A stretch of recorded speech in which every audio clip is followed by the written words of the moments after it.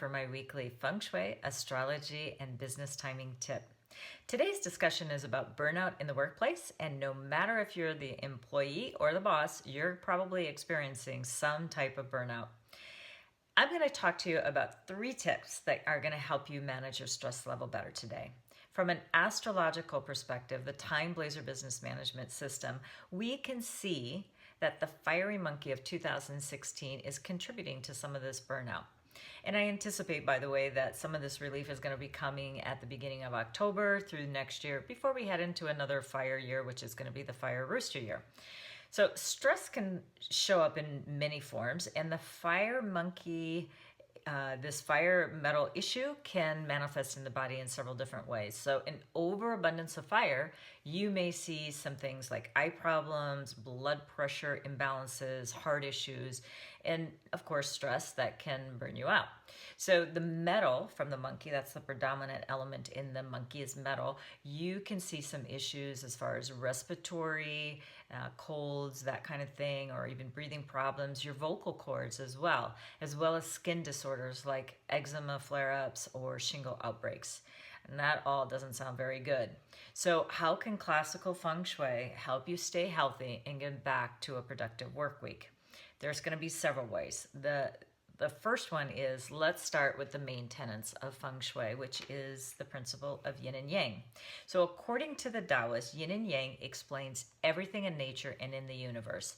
It's the polarity of these two opposites that balance each other to bring harmony.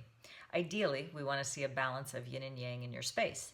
So for example, yin means softer furniture with rounded edges, dimmer lights, quieter acoustics, and more reflective spaces. While yang is just so much bolder. It's hard furniture with sharp angles, bright light, louder environments, and intense spaces. Preferably, we like to see the balance of yin and yang in the space. So some hard, some soft surfaces, task lighting that's going to be, bringing some good energy to your eyes so you can have less eye strain. But, if you have some displays, maybe you want those brighter.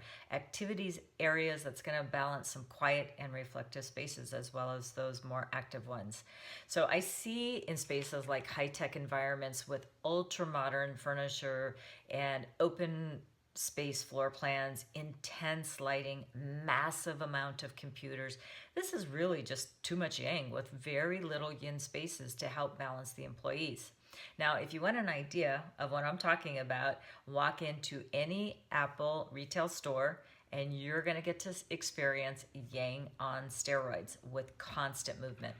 All great for sales. Not so much for the employees, I would presume.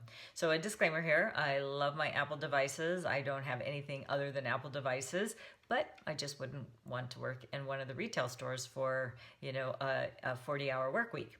So the second way that you can get some relief from burnout is through your own birth chart and using your feng shui personal power directions. Go to www.freebusinessastrology.com and grab your astrology chart. Just enter in your birth information, then go to the bottom of the page or your screen where you're going to see 8 personal feng shui power directions. Today, let's talk about how you can get your health back in order. So we're going to be looking for that health direction of those power directions. And it is actually one of my favorite directions to utilize. So if you're experiencing stress, burnout, fatigue of any type, sit or stand facing that direction. So have your computer angled in that direction to help you feel more rejuvenated, but it's still a great idea to give your eyes and your mind a break. So get up and move away from those electronics and just shut your eyes down, but facing or sitting in that direction can help boost the energy for you.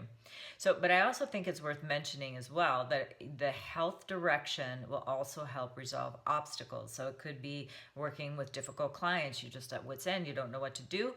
This is where you can use your health direction. So removing difficulties will obviously also help you relieve stress.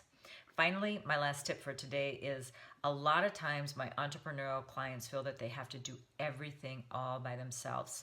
You may need to ask for assistance from other people to help relieve stress and burnout. And the asking part is not easy, I get that, but there is help with the annual feng shui of your space. So start using the southeast area of your home or office for the remainder of 2016. By doing so, this is going to attract helpful people in your life, such as a mentor, coach, or supporters. So here's a quick recap.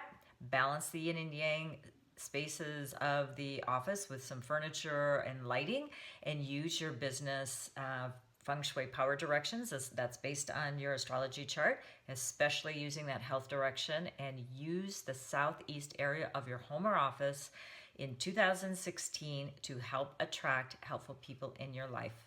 That's it for today. I'd like to thank all of you for listening around the world.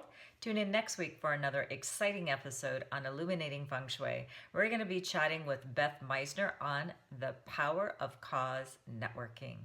And until next week, may good chi follow.